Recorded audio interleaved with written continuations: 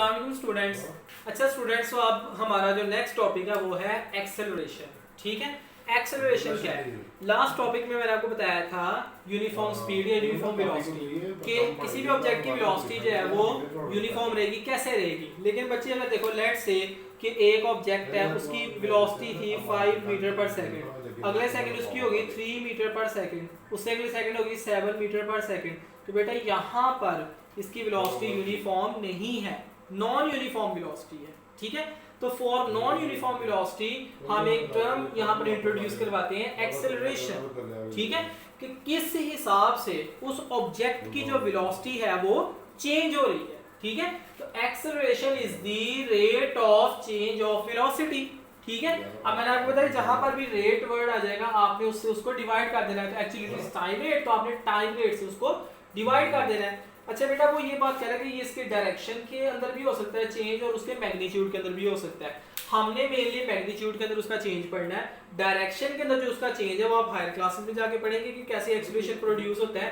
यहाँ पर आपको उसने इतनी एक्सप्लेन नहीं किया हुआ इतना डिटेल में। अब बेटा ये देखो, यहाँ पर वेलोसिटी थी 5 और अगले सेकंड उसकी होगी 3। ठीक है, लेट्स से कि यहाँ से यहाँ तक आने में उसको 1 सेकंड लगा है, तो 1 सेकंड में उसकी कितनी वेलोसिटी चेंज हुई है? 2। ठीक है, 1 सेकंड में। तो बेटा ये देखो, तो इसका यहाँ पर एक्सेलरेशन कितना प्रोड्यूस हुआ है? आपने क्या करना है, 2 मीटर पर सेकंड को 1 सेकंड पे डिवाइड कर देना है। तो एक्चुअली इसकी वेलोसिटी हो जाएगी चेंज 2 मीटर पर सेकंड, या इसको हम कैसे भी कह सकते हैं 2 मीटर पर सेकंड का स्क्वायर। ठीक है, तो बेटा ये देखो कि एक्सेलरेशन किसके इक्वल है? एक्सेलरेशन इक्वल है change in velocity divided by time. अच्छा बेटा मेरी बात सुने, किसी भी चीज में जब आपने चेंज निकालना होता है ना, आप उसकी फाइनल कंडीशन में से इनिशियल कंडीशन माइनस कर देते हैं। कैसे? मैं आपको एग्जांपल देता हूं। लेट्स से आपके पास 100 रुपीज है और थोड़ी देर बाद आपके पास 150 रुपीज है। अब आपसे मैं पूछता हूँ कि आपके कितने पैसे इंक्रीज हुए, कितना चेंज आया, तो आप क्या करेंगे?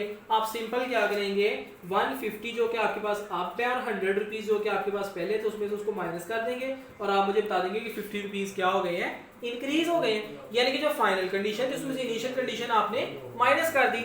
इसी तरह जब आप चेंज इन वेलोसिटी निकालते हैं तो आप क्या करते हैं, आप फाइनल वेलोसिटी में से इनिशियल वेलोसिटी को माइनस कर देते हैं। जैसे मैंने यहाँ पर किया था कि उसकी 5 से 3 हुई थी, तो मैंने क्या किया, 3 में से 5 को माइनस कर दिया था। एक्चुअली ये फिर क्या होगा, ये माइनस में आ जाएगा। ठीक है, तो उसके बाद क्या है कि यहाँ पर मैंने इसकी वैल्यूज पुट कर दी। तो एक्सेलरेशन किसकी इक्वल हो गया, vf minus vi over t, where a is the acceleration, vf is the final velocity, vi is the initial velocity and t is the time। ठीक है, उसके बाद सेम वही बात कि यूनिफॉर्म एक्सेलरेशन, एक्चुअली यहाँ पर आना है एक्सेलरेशन। ठीक है, कि यूनिफॉर्म एक्सेलरेशन क्या होता है? तो बेटा वही जो आपने पढ़ी थी यूनिफॉर्म स्पीड की, यूनिफॉर्म वेलोसिटी की, वही सेम कॉन्सेप्ट यहाँ पर आना है। लेकिन यहाँ पर क्या कॉन्सेप्ट आना है, चेंज इन वेलोसिटी का। वहां पर डिस्टेंस और डिस्प्लेसमेंट है, यहाँ पे चेंज इन वेलोसिटी।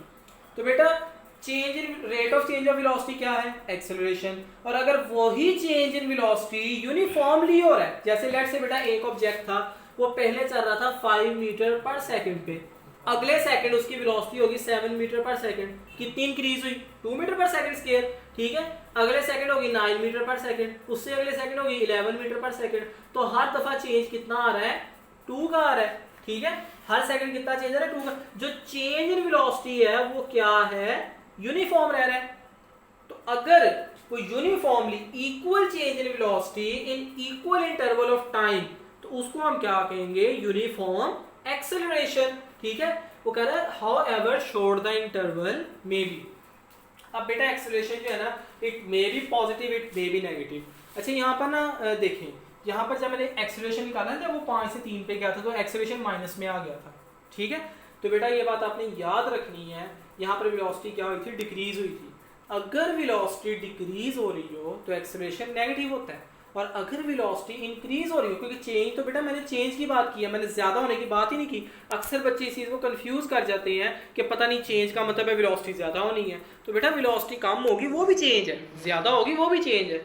मतलब क्या है कि चेंज आ रहा है। ठीक है, तो बेटा अगर तो वेलोसिटी इंक्रीज कर रही होगी तो एक्सेलरेशन होगा पॉजिटिव, और पॉजिटिव एक्सेलरेशन के लिए अगर हमने उसकी डायरेक्शन फाइंड करनी है तो जो वेलोसिटी की डायरेक्शन वही उसकी डायरेक्शन। लेट्स से बेटा एक ऑब्जेक्ट इस तरफ जा रहा है तो उसकी वेलोसिटी की डायरेक्शन क्या होगी, इस तरफ होगी।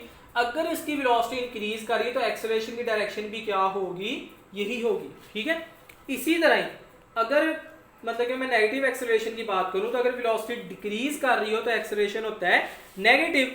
ठीक है, तो नेगेटिव एक्सेलरेशन के बेटा नाम होते हैं डिसेलरेशन भी है और रिटार्डेशन भी है। यानी कि अगर मैं deceleration, retardation, negative acceleration in तीनों में से कोई भी वर्ड बोलूं तो आपको समझ जाना चाहिए कि मैं उस एक्सेलरेशन की बात कर रहा हूं जिसमें वेलोसिटी डिक्रीज हो रही है। ठीक है, उसके बाद इसके लिए डायरेक्शन कैसे है, इसके लिए डायरेक्शन बेटा ऑपोजिट हो जाती है। लेट से बेटा ये ऑब्जेक्ट है, ये इस तरफ जा रहा है तो इसकी वेलोसिटी डायरेक्शन ये होगी।